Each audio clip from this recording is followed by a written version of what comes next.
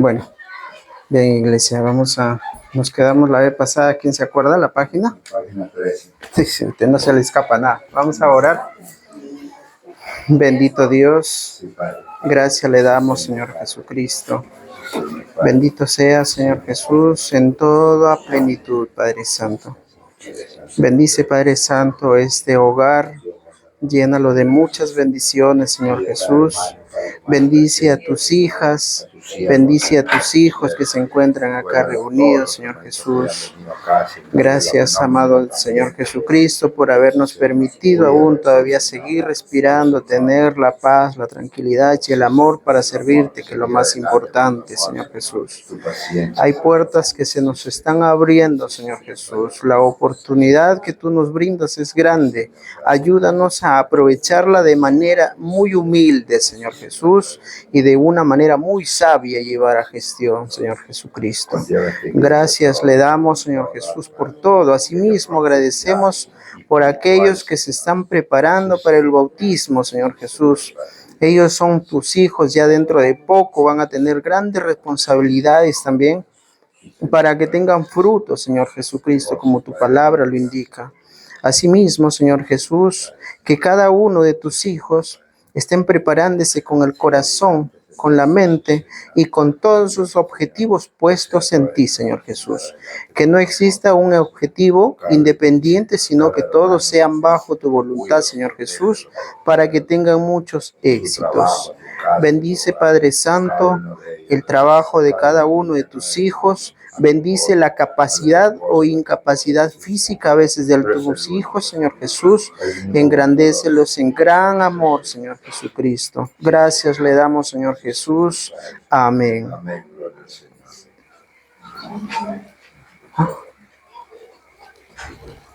Bien, vamos a cantar una alabanza nada más de inicio. Y luego vamos directo a lo que tenemos pendiente. ¿Cómo se llama? Perdón, voy a salir un ratito. Sí, ya. Está bien. Pastor, eso no lo puedo poner. Listo, iglesia, empezamos. Todavía, ¿no? Amén. Bien, amada iglesia, vamos viendo Primera de Pedro 2:24. Hermanito Gerson. Primera de Pedro 2:24.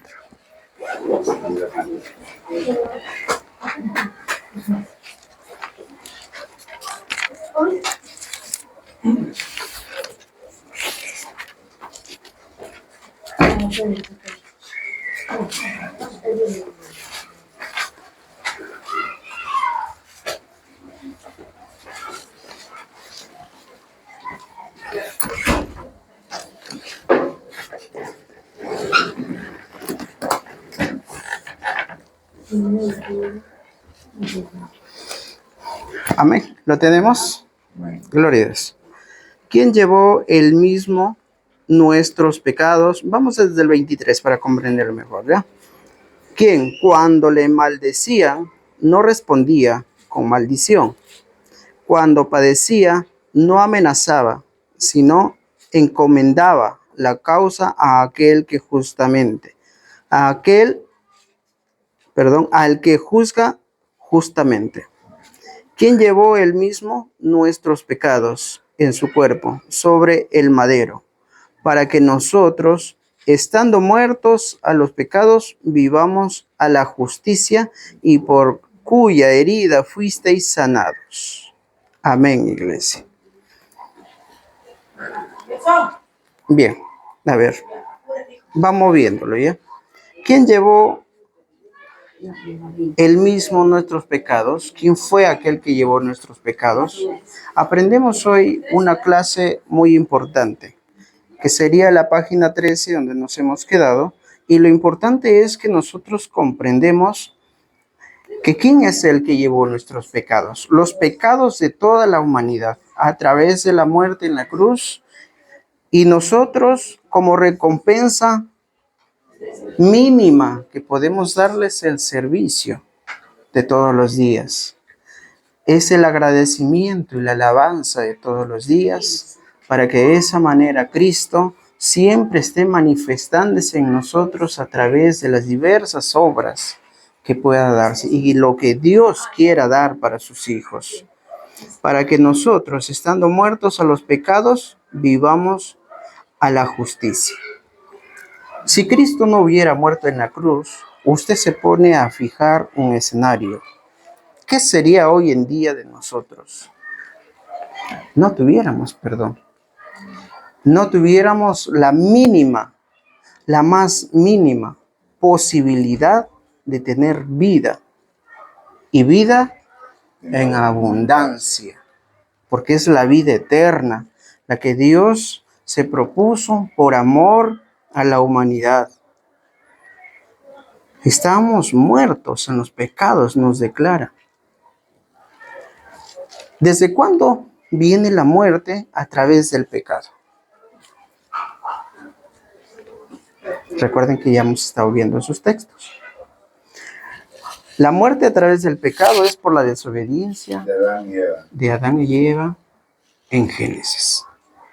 Entonces, desde ahí empezó el ser humano grandes situaciones que no llegaba a ser justo para ellos. Y hasta hoy existe. El pecado hizo que la persona no tenga conformidad. Tiene más quiere. Si ve a alguien que sobresale adelante, le causa envidia. Y si alguien no avanza, no hace nada, también le parece mal. Justamente cuando nació el pecado, se desprendieron infinidad de malas intenciones del corazón del ser humano. Pero para que todo eso no vaya a llevar a la muerte eterna, porque estábamos muertos en pecado, pero no muertos eternamente, vino una luz de esperanza que era el Señor Jesús a través de la muerte en la cruz. Ahí terminó la muerte eterna y empieza el ser humano a tener vida, pero bajo ciertos lineamientos que tenemos que seguir para poder tener la vida eterna. Ya tenemos la vida a través de la muerte en la cruz, pero tenemos que tener la vida en abundancia, la vida eterna.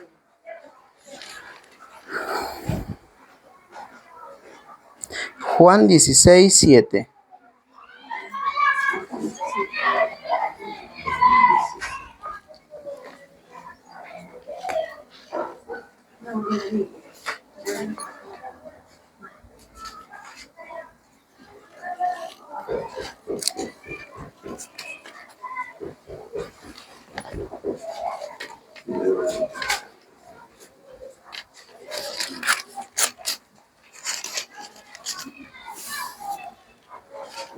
Amén, iglesia. Antes de ese texto, Juan 17. sí, Juan 16, 7 y del 11 al 13, ahí mismo.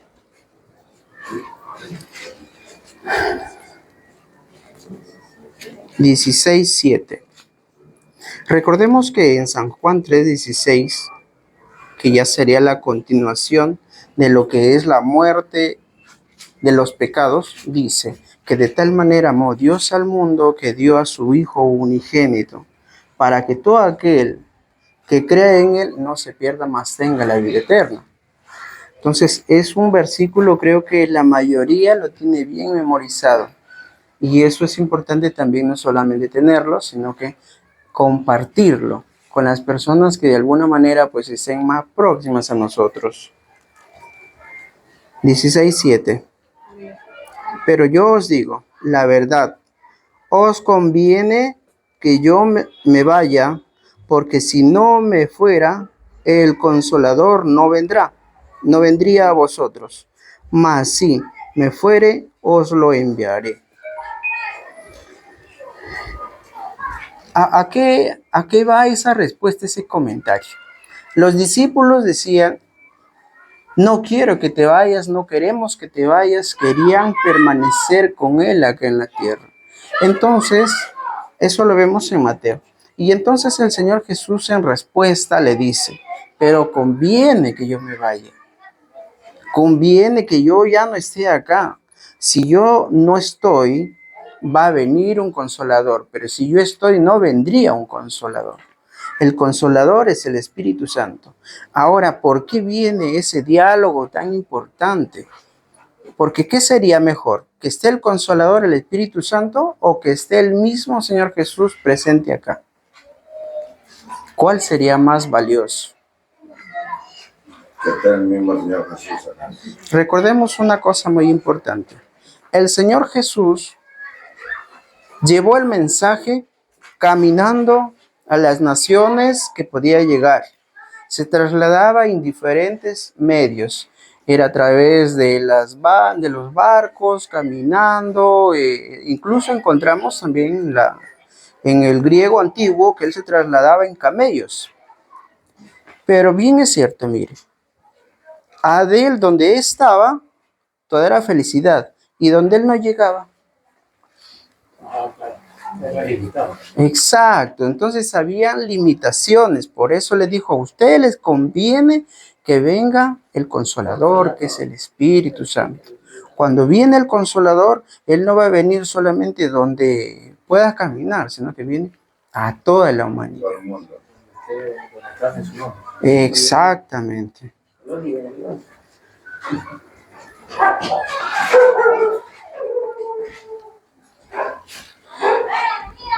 11, capítulo 11, de ahí mismo, versículo 3.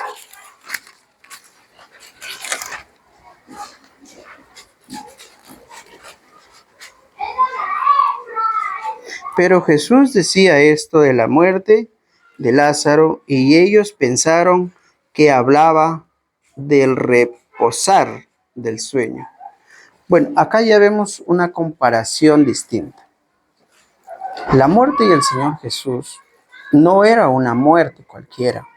No era como la muerte, vamos a decir, de Lázaro o de cualquiera de nosotros, porque la muerte de Jesús tenía un objetivo, un propósito, que era enviar al Consolador.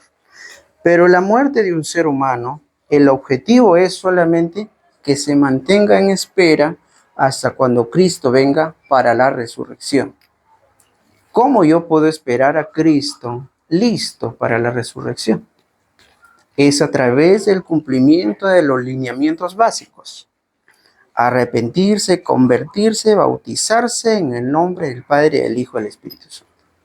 Y entonces, ahí ya puedo tener la certeza que si hice esos primeros lineamientos, seguí el mandamiento de Dios, que es mantenerme fuera del pecado, por lo menos alejarme en su profundidad de las cosas que van contra el Espíritu, que van contra ti, que van contra todo lo que se le llame Dios. Si se alejó, espere con tranquilidad la venida de Cristo. Estamos haciéndolo un poco ligero para poder avanzar algunas páginas. Hechos 2:37.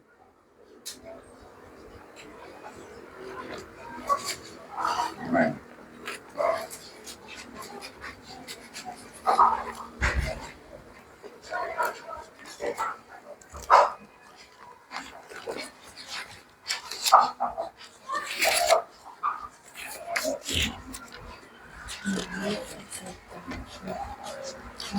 Verso 37. 2:37.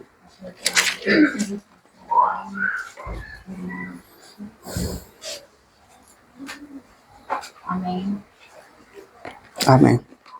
Hechos 2:37. Al oír esto, se compungieron de corazón y dijeron a Pedro y a los otros apóstoles: varones hermanos, ¿qué haremos? Iglesia, primero que nada, la muerte, retornando al texto anterior, la muerte solamente es un reposo de la persona. Por eso es que hoy en día, cuando podemos caminar, podemos hablar, tenemos la capacidad de llevar el mensaje o de obedecer el mensaje de Dios, ya sea a través de las alabanzas, ya sea a través de las oraciones, haciendo las obras que a Cristo le gusta que hagamos, amor al prójimo, ayudar, etcétera, etcétera, etcétera. entonces vamos a tener un descanso y una resurrección para vida eterna. Pero si nosotros estamos 20 años en la iglesia, ya tengo 20 años de cristiano, pero hago lo que me parece bien, y bueno, como esto no me gusta, esto no lo hago, este prójimo para mí no es como algo desechable, ¿qué es lo que le esperaría en la resurrección? Resurrección para condenación. Muerte. Ya, hay dos tipos de agradecimiento, de recompensa, como le llama Tesalonicenses 1:8, de recompensa, que es la recompensa de vida eterna y la recompensa en llama de fuego. ¿Por qué? ¿Cuál es la diferencia entre ambos? Son las acciones. Si yo he actuado bien, he servido a Dios como a Él le ha placido, resucito para vida eterna. Pero si yo soy una persona soberbia o de alguna manera hago lo injusto, resucito para condenación. Santo Dios.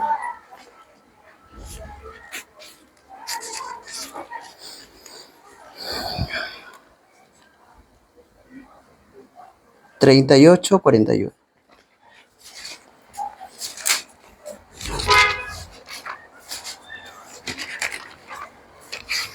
38, 41. De hecho, Hechos 38, 41.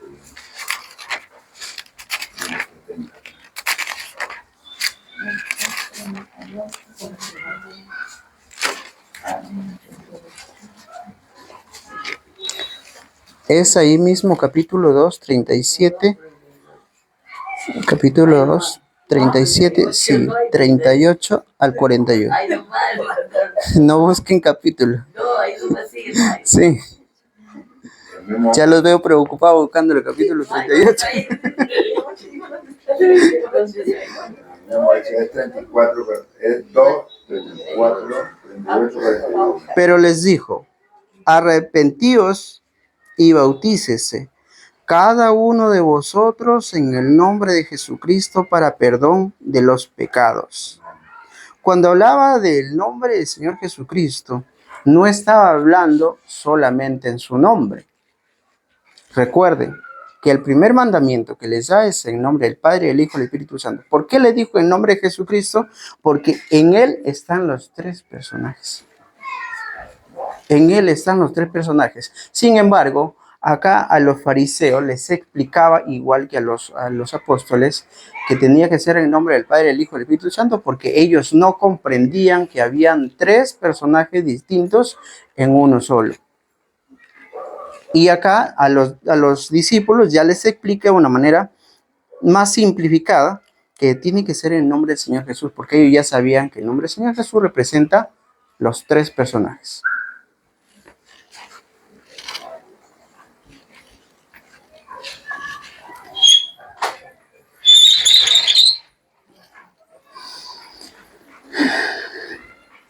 Porque para vosotros es la promesa, y para vuestros hijos, y para todos los que están lejos, para cuantos el Señor nuestro Dios llamare. ¿Para dónde era? ¿Para cuántos? ¿Había una cifra? No, era para cuántos el Señor llamare. Decía, no tenía una limitación, una cifra exacta. ¿Cuántos mencionen el nombre del Señor Jesús? ¿Cuántos sigan los mandamientos, sigan sus decretos, sigan su lineamiento de Cristo, reciban el llamado, etcétera, etcétera? Para todos ellos es. No es solamente para judíos, para hebreos, para fariseos o para, vamos a decir, si hablamos de países, para Perú, para Ecuador, para Colombia, no. Era para todos aquellos quienes llamaban. ¿Y cuándo es que existe el llamamiento? Viene la pregunta importante. El llamamiento es a través del mensaje que recibe la persona a quien está como oyente, vamos a decir. Como oyente. Todavía no recibe a Cristo. Ok, pero es un oyente. Entonces, de esa manera está asimilando la intención de Cristo y es el Espíritu quien entra a trabajar en esa persona. ¿A través de qué? La palabra la menciona sea el pastor, el diácono, el anciano, etc. Esa es la voz de Dios a través de su siervo. ¿Y quién hace el trabajo? Es el Espíritu Santo en las personas que están en su control. No solamente para uno, en las personas que están en su control. O nosotros haremos la obra total. La obra es de Dios. Cristo. Amén. Con otras muchas palabras testificaba y les exhortaba diciendo, sed salvos de esta perversa generación. ¿A cómo le llamó a la generación? Perversa. Es duro, ¿verdad? Por sus malas reacciones. Entonces nosotros no formamos parte de esa generación. Somos hijos obedientes. Nosotros ya somos embajadores en el nombre del Señor Somos Jesús. soldados. Nosotros ya llevamos un mensaje cada día. Acá hay una cita. Nosotros ya llevamos un mensaje cada día. Entonces nosotros ya no formamos parte y los que también se van a bautizar no forman parte ya de esa generación perversa que llama el Señor Jesús. Ojo, no lo digo yo, está escrito en la Sagrada Escritura.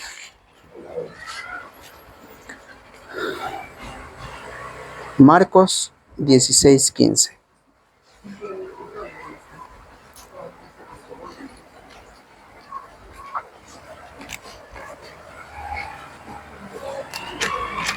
Claro.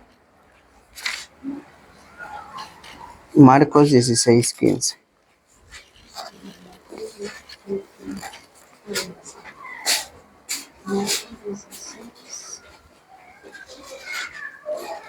Marcos 16. Marcos 16:15. ¿Lo tenemos ahí?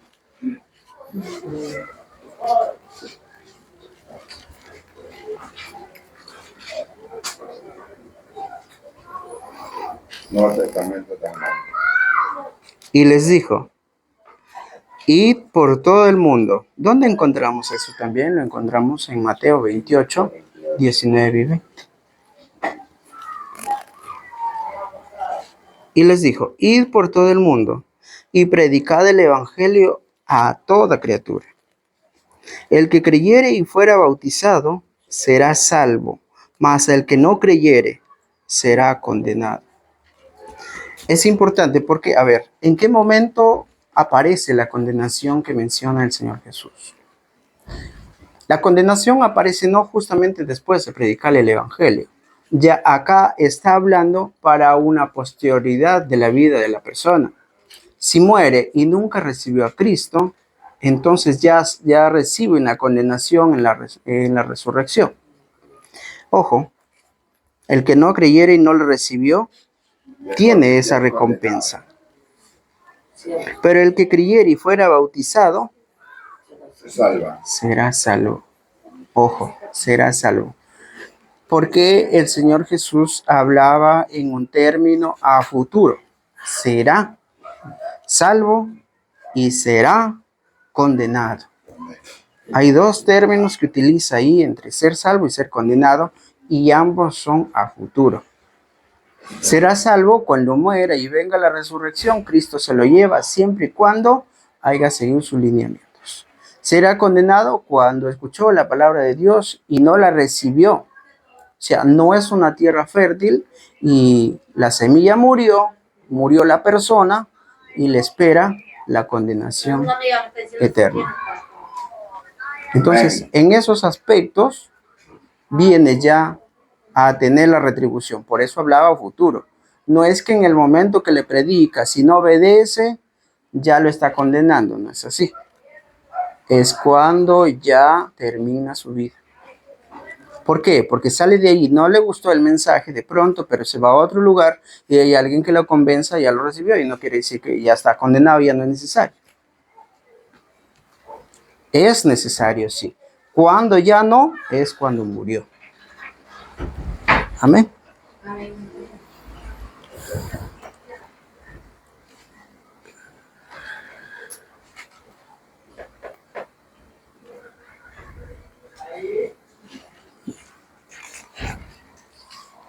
14, página 14. Amén.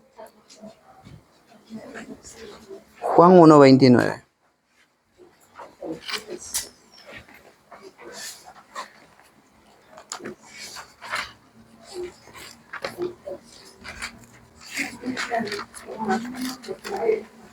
¿No? Juan 1:29. Amén. El siguiente día vio Juan a Jesús que venía a él y dijo: He aquí el Cordero de Dios que quita el pecado del mundo. ¿Quién quita el pecado del mundo?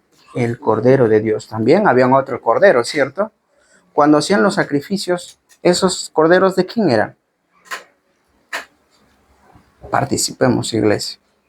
¿De quién eran esos corderos? Sí.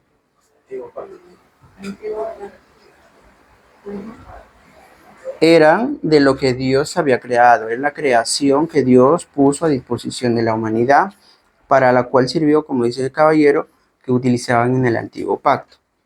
Entonces, esos corderos eran parte de la creación. Pero acá dice el Cordero de Dios. O sea, hay una distinción distinta. Ese Cordero de Dios que viene a ser su Hijo. Entonces, sí es totalmente distinto. El pacto que hacían, sí. Pero cuando hablamos del Cordero de Dios, estamos hablando del Ahora Señor ya Jesús. no hay ese pacto, ¿no? No, ya no. Ya no existe. Con la muerte del Señor Jesús, Murió todo eso. murieron los sacrificios. Ya no existe. Así es. Ya no hay ningún tipo de sacrificio, porque ya se sacrificó uno solo por toda la humanidad. El único pacto es el humano con Dios. El único pacto que tenemos es el compromiso con Dios, a servirle y serle leal, como dice, perseverar hasta el fin. Amén. ¿Se entiende entonces el Cordero, cierto? Hechos 19, 3 y 5.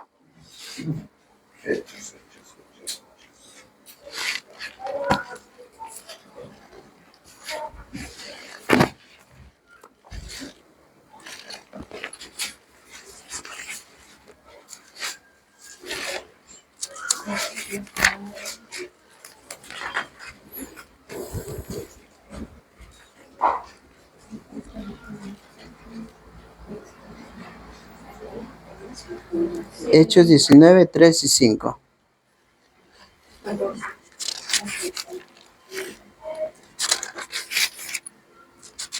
Gloria.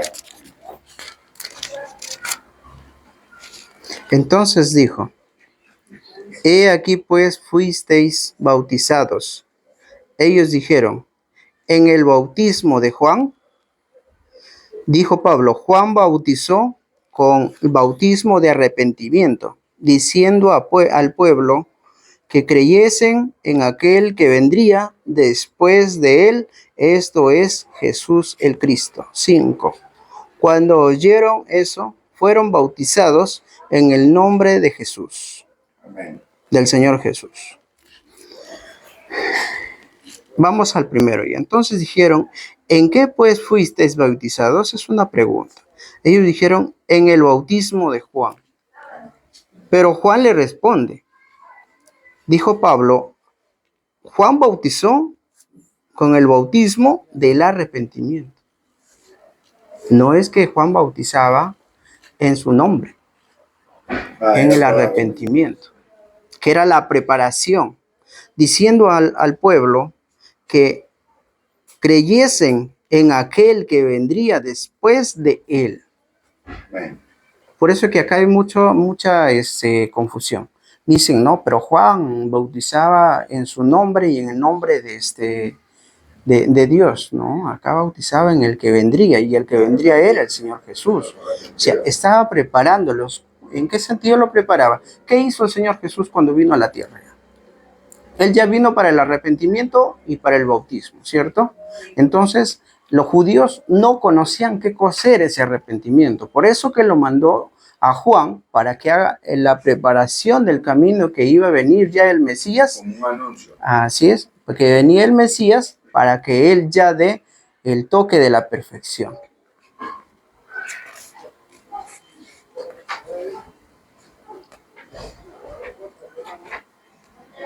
diciendo al pueblo que creyesen en aquel que vendría después de él. Esto es en Jesús el Cristo. Como usted ve, ahí mismo está el contexto. 5.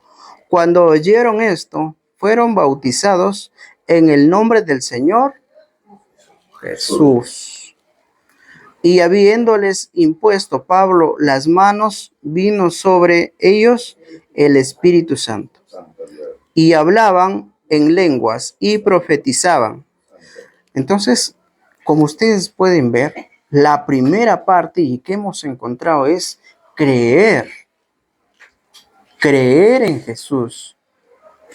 ¿Qué cosa voy a creer en Jesús? Voy a creer en Jesús que Él es mi Salvador.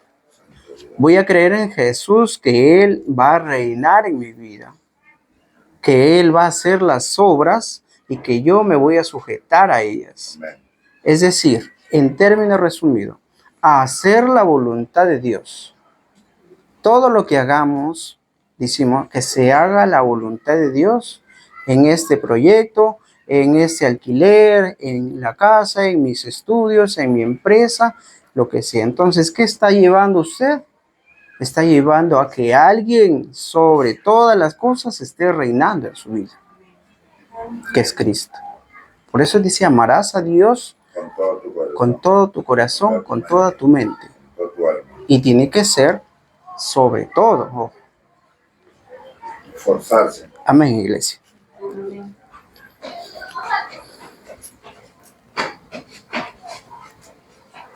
Los 5 se quedaban. Vamos un momento a Lucas 3, 3 y 8.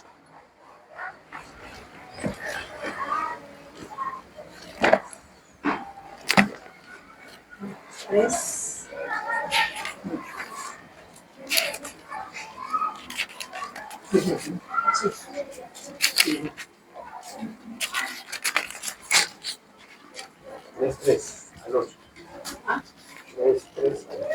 3, 3 y 8.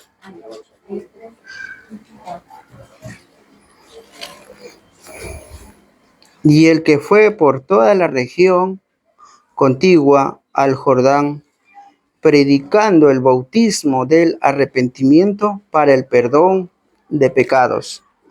¿Estamos hablando de quién acá? De Juan el Bautista, exacto. Todavía no lo estamos viendo al Señor Jesús en acción. 8.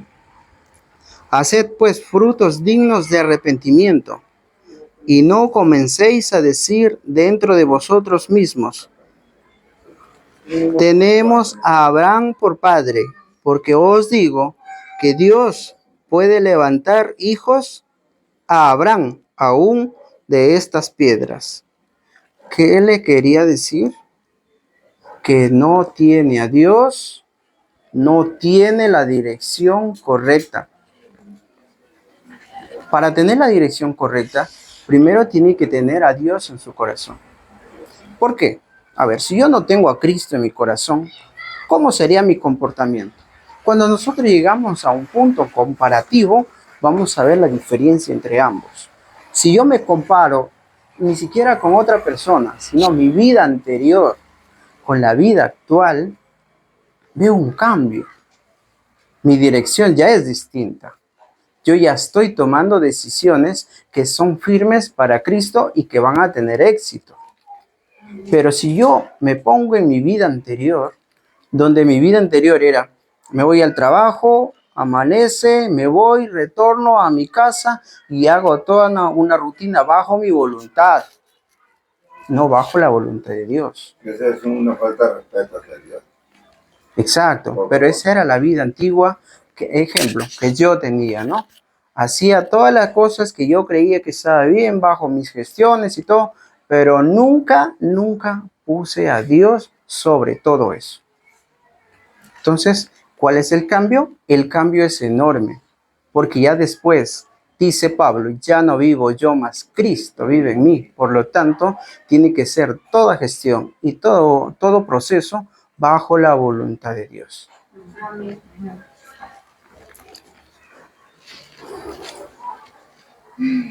Efesios 1:13.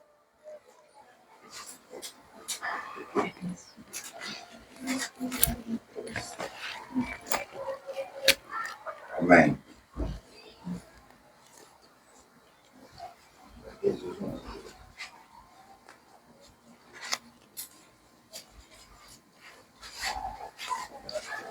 Efesios 1:13.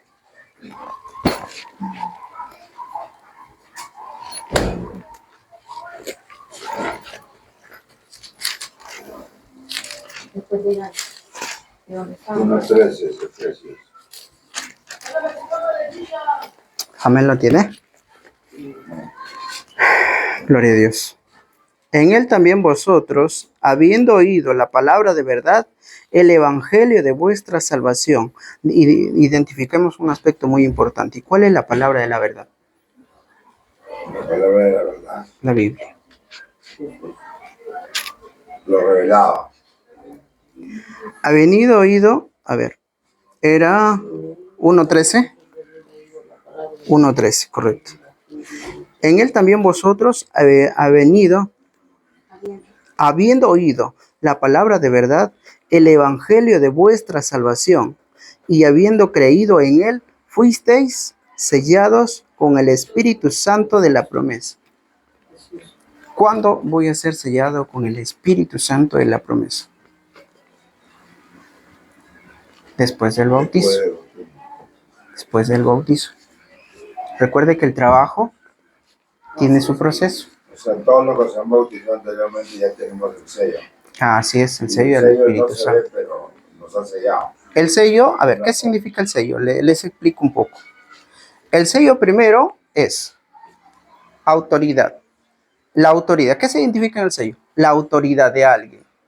Por ejemplo, en mi sello que dice, pastor, es una autoridad. Identificación, ¿quién? Dios, en este caso. ¿Cómo me identifico yo? De Hermes Córdoba. ¿Cuál es mi jurisdicción? Iglesia, vamos a decir la iglesia, el nombre de la iglesia. ¿Y cuál es la jurisdicción de Dios? Potestad sobre todo. Esa es su autoridad sobre todo. Entonces reúne tres aspectos importantes: autoridad, identificación y campo de dominio. Cuando dice sellados, quiere decir que nosotros ya somos personas nuevas y tenemos una amplia potestad junto a O Dios. sea, estamos registrados con todos los requisitos como hijos de Dios ya permanentes. Así es. Lo único que pide Cristo es en Mateo 24:13 dice, perseverar hasta el fin para que sea salvo. Tener la corona de vida. Así es. Si usted ya fue sellado bajo todos los lineamientos de Cristo, lo único que le queda es perseverar.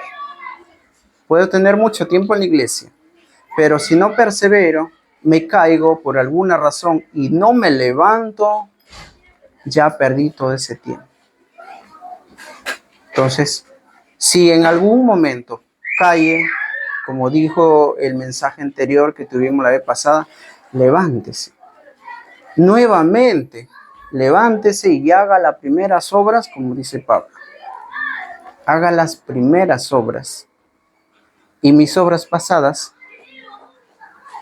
sus obras pasadas ya no existen, las mató con el pecado. Está haciendo sus primeras obras. Y ya haz tus primeras obras. Lo único que usted va a rescatar a sí mismo es que usted va acordándose de todo lo bueno que hizo y lo trae a continuarlo.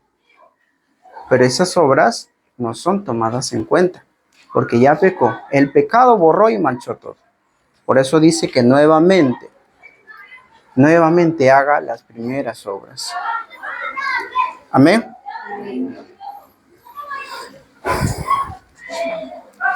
1 Corintios 12:13.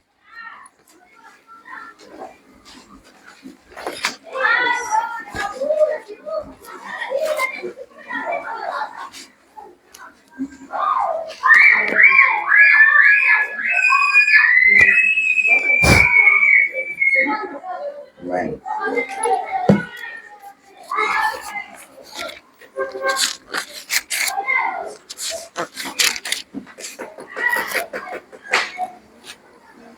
Porque por un solo espíritu fuimos todos bautizados en un cuerpo, sean judíos o griegos, sean esclavos o libres, o a todos se nos dio a beber un mismo espíritu.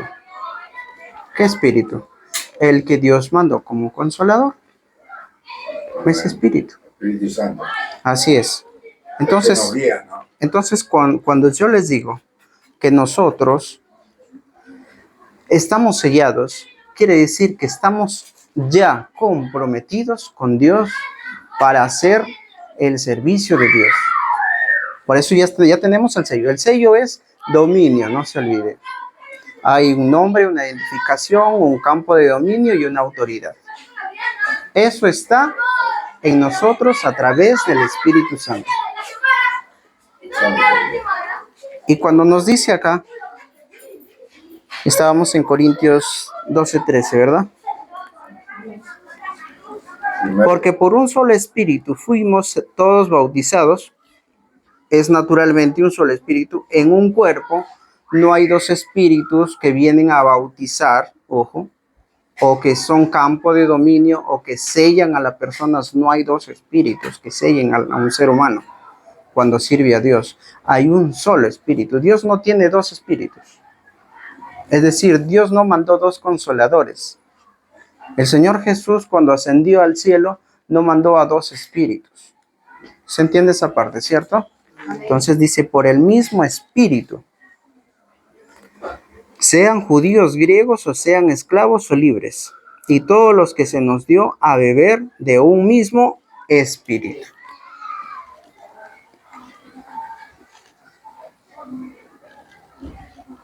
Mateo 3:11. Y alguien me va buscando Lucas 12:50. Mateo 3:11 y 12. Lucas 50.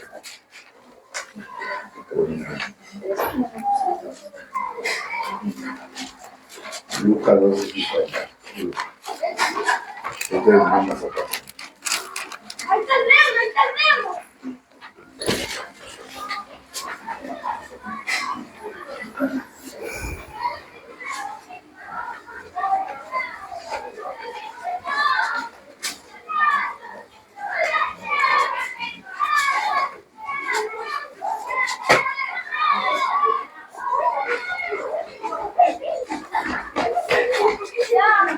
Yo a la verdad os bautizo en agua para arrepentimiento. Estas son las palabras de Juan. Pero el que viene tras mí, cuyo calzado yo no soy digno de llevar, es más poderoso que yo. Él los bautizará en Espíritu Santo y fuego. Fuego, que es la representación de Jehová. ¿Cuántos estamos convencidos que a través del fuego se presentaba Jehová a los profetas? En la antigüedad. Claro, estaba en fuego. No lo podían ver, era como una luna. Cuando Elías veía arder la zarza, esa era la presentación, era la presencia de Jehová. A través de eso. Por eso dice que bautiza, el que viene bautiza en espíritu y fuego, o sea, en su nombre y en el nombre de Dios. Todavía no bautizaba en el nombre del Espíritu, porque él todavía estaba en la tierra. ¿Cuándo viene el bautismo del nombre del Padre, del Hijo y del Espíritu Santo? Cuando el Señor Jesús asciende al cielo. Y mandó a los discípulos que hagan eso, porque él ya ascendió al cielo. Mientras él no ascendía al cielo, se bautizaba en el nombre de Jesús y fuego. ¿Se entiende, verdad? Ok.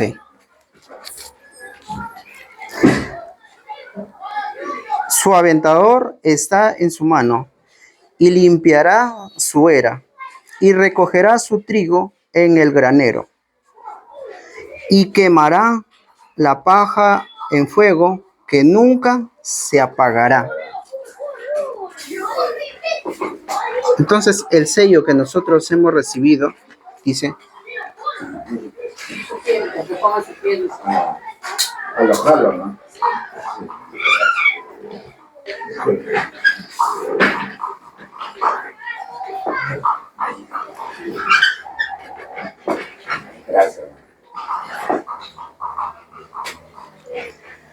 Y recogerá su trigo en el granero y quemará la paja en fuego que nunca se apagará. Lo más importante, ¿se apagará el espíritu en nosotros? Por parte de Dios, nunca se apagará, nunca. Pero por parte de nosotros, sí se apagará. ¿Por qué? ¿Qué haría que se apague? Le fallamos. Porque le fallamos, porque nosotros Sí, le fallamos. damos lugar al pecado en alguna razón. Entonces ahí se apaga, pero por Dios nunca se apagará, nos dice su palabra. Amén, iglesia. ¿Quién me buscó Lucas 12:50? Amén. Léalo, por favor. De un bautismo tengo que ser bautizado, y como me angustio hasta que se cumpla. Amén.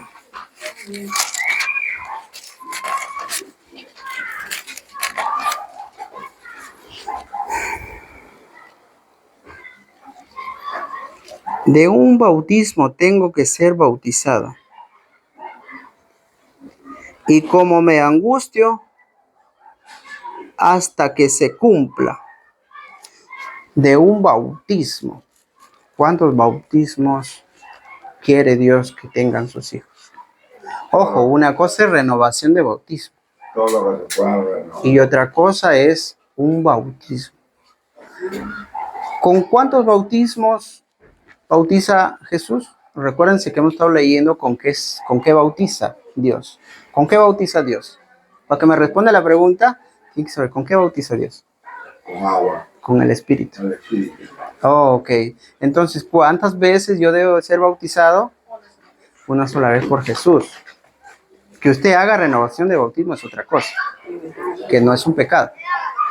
Pero es un solo el bautismo de Jesús, que es el Espíritu. Entonces solamente reaviva, nuevamente renace ese ser espiritual que estaba como un poco dormido, como un poco triste, como que no tenía mucho sentido de todo lo que percibía de Dios. Amén, iglesia. Amén. Ok.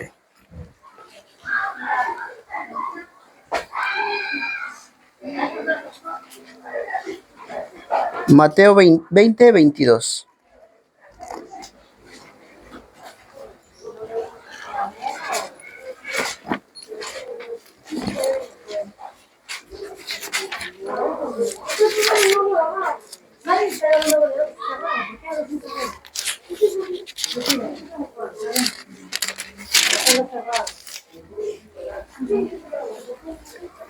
Entonces Jesús respondiendo dijo: no sabéis lo que pedís. ¿Podéis beber del vaso que yo he de beber y ser bautizados con el bautismo con que yo soy bautizado? Y ellos le dijeron: podemos. A ver, ¿con qué se bautizó el Señor Jesús? No dije quién, ojo, dije con qué se bautizó. El que lo bautizó fue Juan, el Bautista. Ya, pero yo dije con qué. Con agua de río. Sí, porque se bautizó en un río. Sí, con el poder de Dios, que lo mandó. No fue con el Espíritu Santo. Claro que sí. Que lo mandó Dios así es, en una figura de una paloma. Todo bautizo es con el Espíritu Santo. Así es, todo bautizo. Por ejemplo, no sé si a ustedes les pasaba en alguna ocasión. Cuando en el colegio a mí me preguntaba, ¿cómo es el Espíritu Santo? Y me decían, represéntalo a través de una figura. Lo primero que yo hacía era dibujar una palomita. Porque a mí me enseñaron eso. Que todas las palomas son santas y que las palomas son el espíritu y eso es lo que yo aprendía cuando todavía no conocía de Dios. Entonces, hoy en día, haga la prueba usted. Con los nietos, con los hijos, con los sobrinos, con lo que sea. No le diga nada. Solamente diga, ¿qué es para ti el Espíritu Santo? ¿Cómo lo figuras? Y le va a aparecer figura en una paloma. Porque esto es por lo general. Ya. Tiene más. Porque por lo general es así. Entonces, nosotros vemos que hasta el Señor Jesús se bautizó con el poder de Dios, que era el Espíritu Santo. La figura que aparece es una paloma, pero no es que el Espíritu Santo sea una paloma. Ojo, es una representación. Porque si vamos a decir que es una paloma, entonces el fuego, ¿qué era? Ven, a mamá con él. Ven para acá, María. Anda con mamá.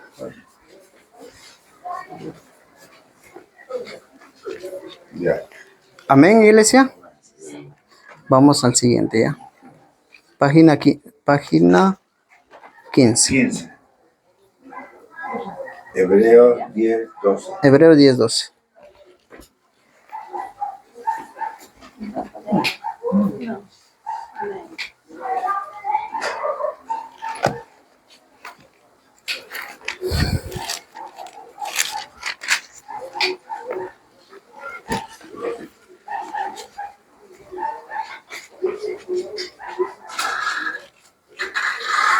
Pero Cristo, habiendo ofrecido una vez para siempre un solo sacrificio por los pecados, se ha sentado a la diestra de Dios. Acá representa lo siguiente. Cristo, habiendo ofrecido como un sacrificio una sola vez. Es decir, cuando dice así, allí nomás me lleva a tener claro que los sacrificios ya no existen. Que los sacrificios solamente eran en el antiguo pacto. Ya no hay más. Una sola vez. Y es más, me dice también lo siguiente, que no va a venir otro Cristo más a morir por los pecados de nadie. El único Cristo ya murió. Habla bueno. Ven, ven. Fíjate, tu hermano ya. Ven, ya.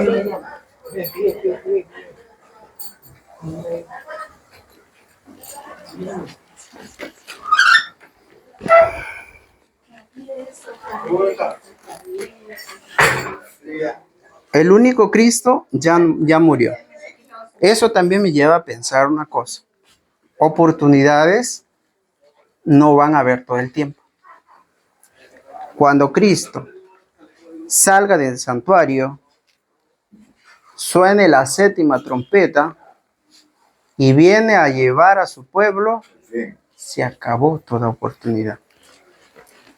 1, 2, si yo salgo de acá, yo no sé cuándo voy a morir. A través de un accidente, una bala perdida, etcétera, etcétera.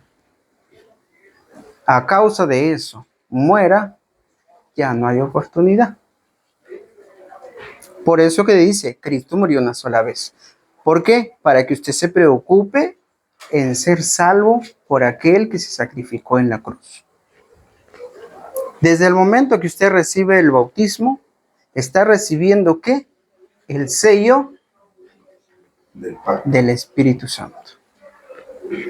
Está recibiendo ¿qué? Está haciendo una nueva criatura. A partir de ahí, usted tiene que continuar en el camino de Dios. Cuando sus ancianos, sus ancianas, no hablo de edades, hablo en Cristo, le den una responsabilidad, no vaya renegando, porque está trabajando para Dios. ¿Qué dice Pablo? Hacerlo como para Dios. Hacerlo como para Dios. Entonces, ¿qué es lo que tiene que hacer? Calladito. Ya, hermanita, ya, hermanito. Que ahorita me dicen, vaya, ¿sabes qué? Tiene que ir a llevarle una Biblia a un niñito que no ha venido y nos hemos olvidado de entregarle, por ejemplo, ahora en las campañas. No vas a, ay, pero si está muy arriba eso. No, pues está muy abajo. No, yo tengo que hacer. No olvides, no reniegue. No reniegue, ya es una nueva criatura, es un nuevo ser espiritual y está al servicio de Dios. Amén. Amén. Gloria a Dios. Pastor, una pregunta, ¿verdad? Sí. El sello que Dios nos da cuando nos y me es la identidad, ¿no?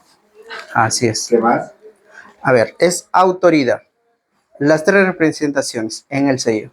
Autoridad, ¿Qué más? nombre ¿Qué más? y campo de dominio. ¿Qué significa el campo de El campo de dominio es sobre todo. Tiene la potestad de todo. Tiene autoridad sobre todo. Estamos hablando en tema espiritual, ojo. Ya, gracias. Amén.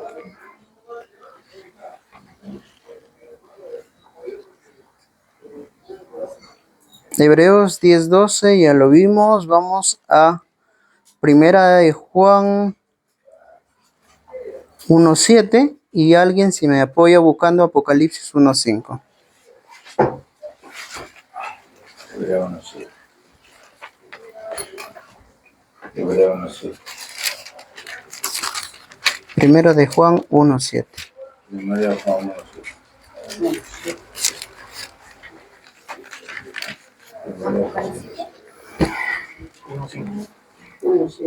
Primera de Juan 1:7. Juan 1:7.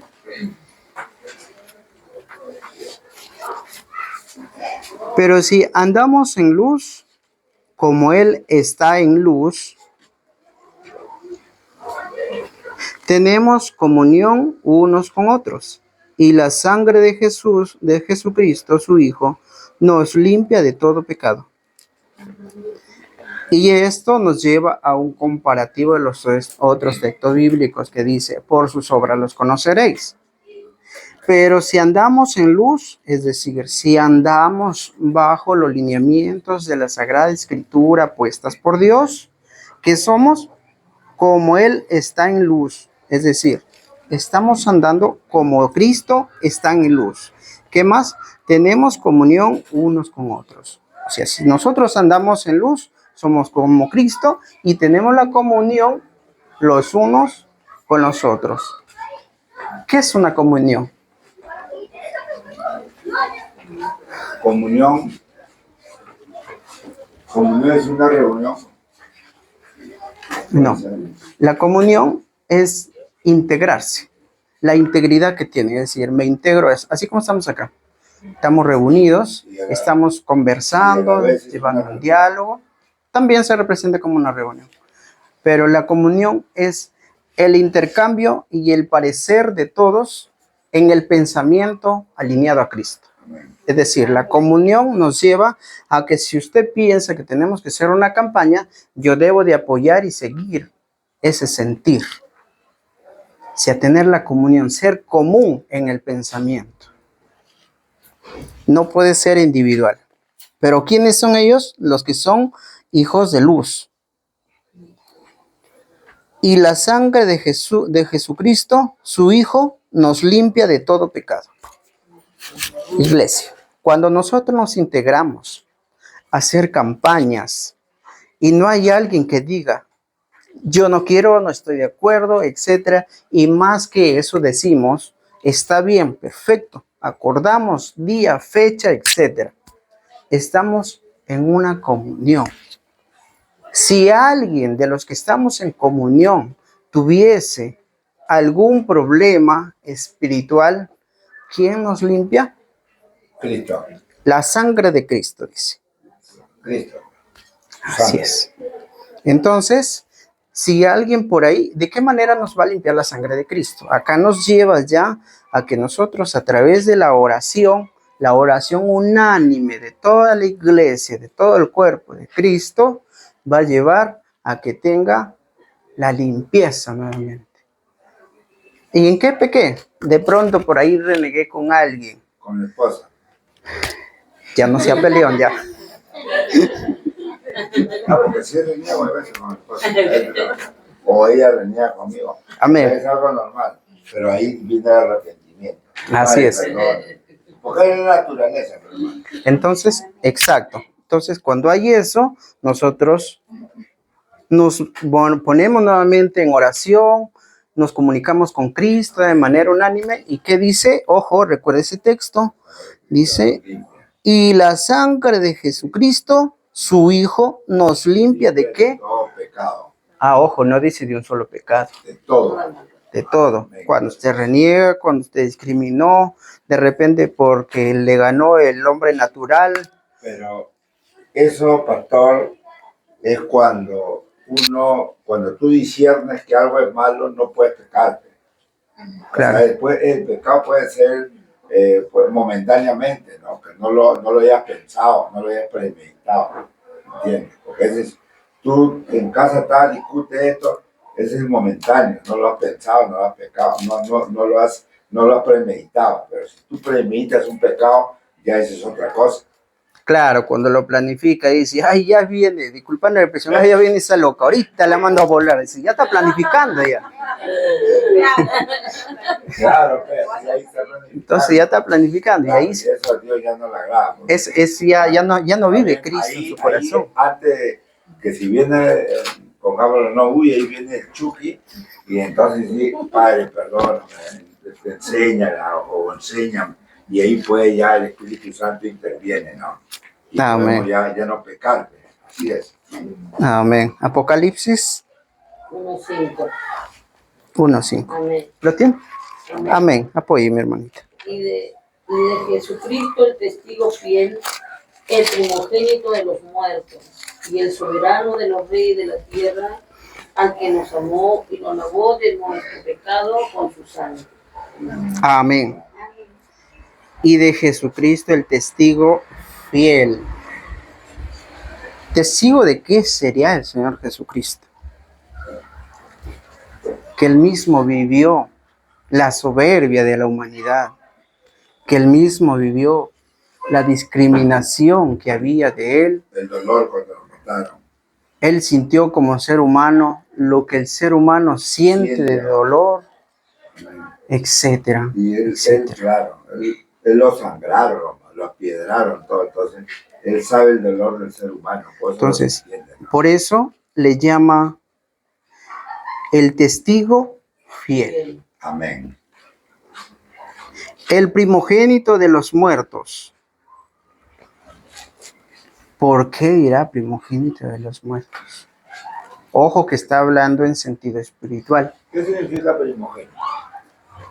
Cuando habla del sentido espiritual, el primogénito de los muertos, ¿quién más? ¿Qué ser santo más vino a la tierra a morir?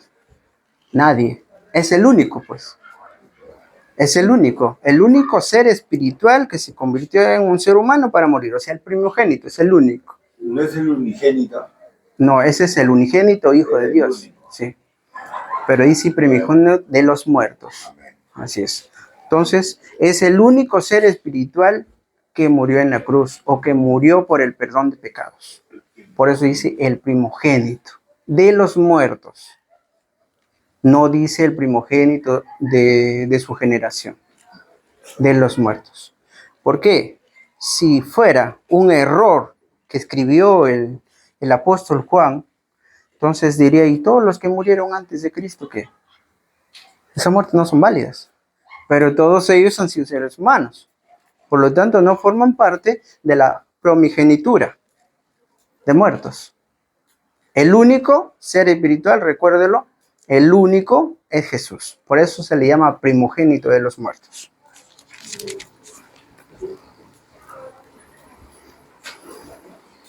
Y el soberano de los reyes de la tierra, al que nos amó y nos lavó de nuestros pecados, ¿con qué?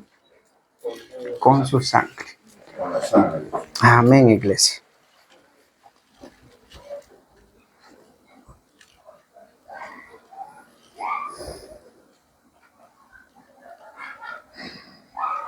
Hechos 22:16.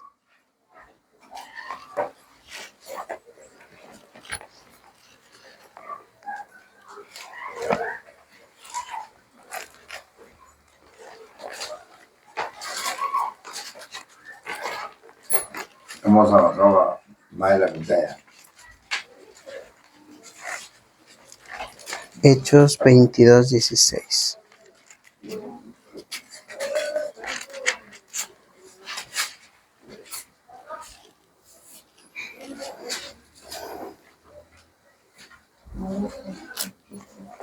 Amén. Y ahora pues, ¿por qué te detienes? Levántate y bautízate y lava tus pecados invocando su nombre. Y acá viene la pregunta, ¿por qué te detienes? Y acá dígales cuando vaya a predicar a la calle, ¿qué te detiene?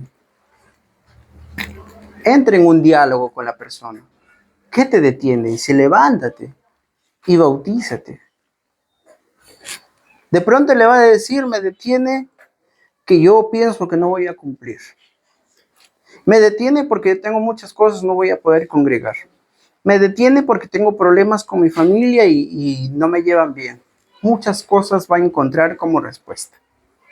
Pero a todas ellas, usted tiene que decirle, Cristo dice, si estás cargado, cansado de tus pecados o de los problemas, de las situaciones que puedas estar pasando, ven a mí.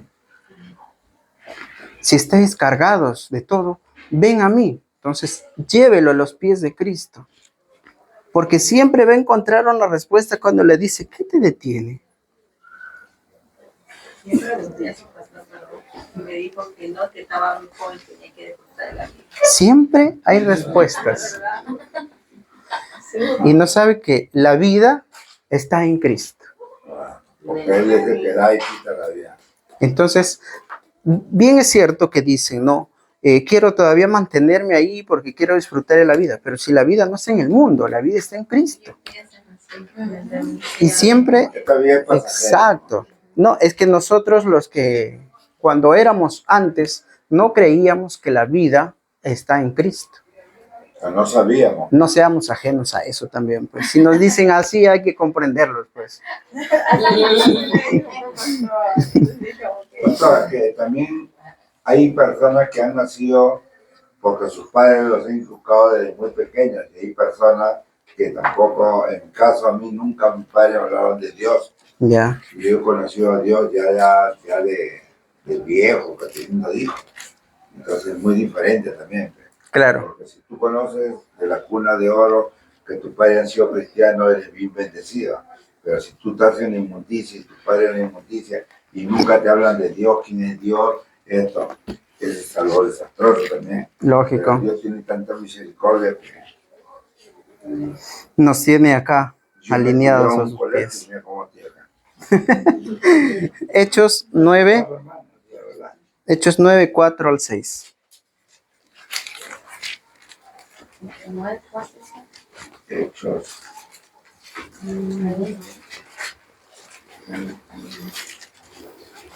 Hechos cuánto total. Hechos 9, 4 al 6.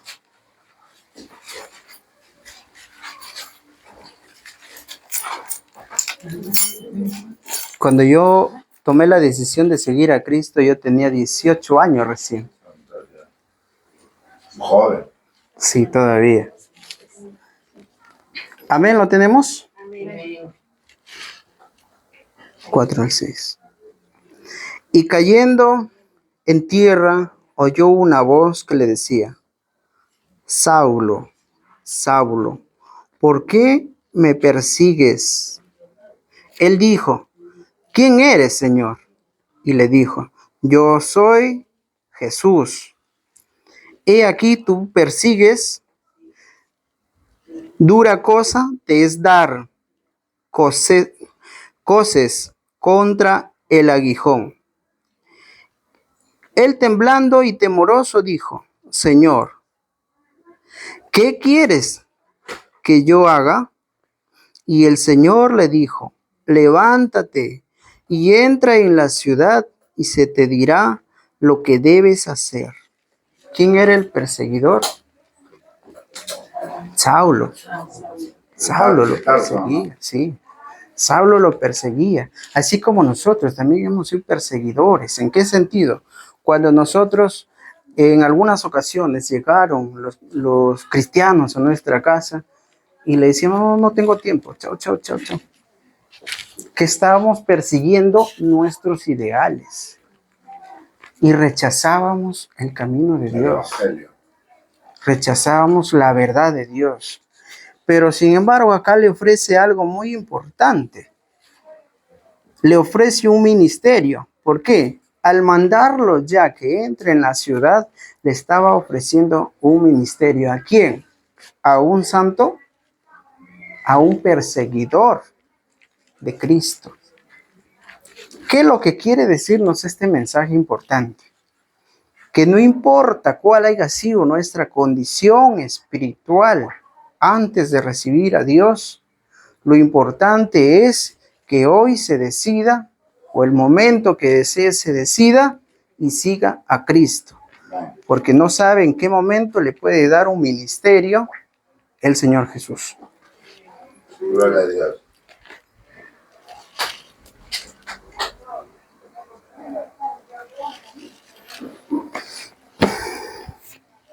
Vamos con el último. Romanos 6:4. Está ahí mismo enseguida. Después de Hechos.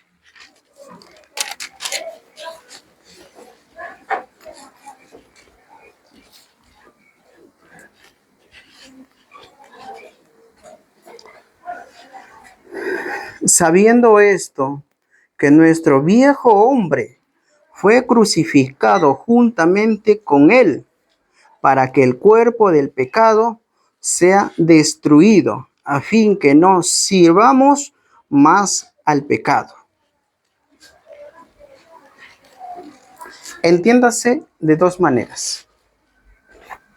Cuando Dios le dice que ese viejo hombre va a ser destruido, está entrando en un proceso desde el momento que se bautiza.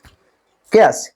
Como ya es sellado por el Espíritu Santo, ya está siendo alineado por las cosas de Dios en su profundidad. Entonces, ¿qué está haciendo? El hombre espiritual estrecha al hombre natural. El hombre natural son los pensamientos que teníamos antes de maldecir a las personas o de gritonearlos o de vivir una vida desordenada. Eso es lo que hacía el hombre natural. Pero ya con la llegada del poder de Dios, con la llegada de Cristo a nuestras vidas, tenemos que cultivar diariamente el amor de Dios en nuestras vidas para que sea eso lo que resalte y forme un cambio de lo que hemos tenido, de lo que hemos sido antes, a lo que somos después. ¿Para qué? Para que reine. Otro sentido. Cuando nos dice que también este hombre físico va a ser transformado cuando venga Cristo. ¿Cuántos hemos leído ese pasaje donde dice, y cuando venga Cristo seremos transformados, o serán transformados, dice el apóstol Pablo, los que están vivos? O sea, este cuerpo físico que muchas veces tiene diferentes situaciones que no son agradables para la vista del ser humano, va a ser transformado en un ser innombrable, hermoso, bellísimo. Los que van a resucitar para salvación, algunos que murieron descuartizados, que murieron ya sea de repente con un miembro por allá, otro miembro por acá, etcétera, van a resucitar totalmente enteros. Siempre y cuando hayan sido hijos de Dios. Siempre cuando hayan sido hijos de Dios. Van a resucitar totalmente completos y con una posición santa. Porque ese hombre natural no es bienvenido para la presencia de Dios. Amén, iglesia. Amén. Bien, ahora sí. Terminamos acá y esto lo vamos a llevar como estudios. Amén. Gracias. Ya, y de pronto lo vamos a seguir viendo cuando tengamos los estudios los miércoles, ¿ya? Lo que sí quiero entrar ahorita es en algo muy práctico.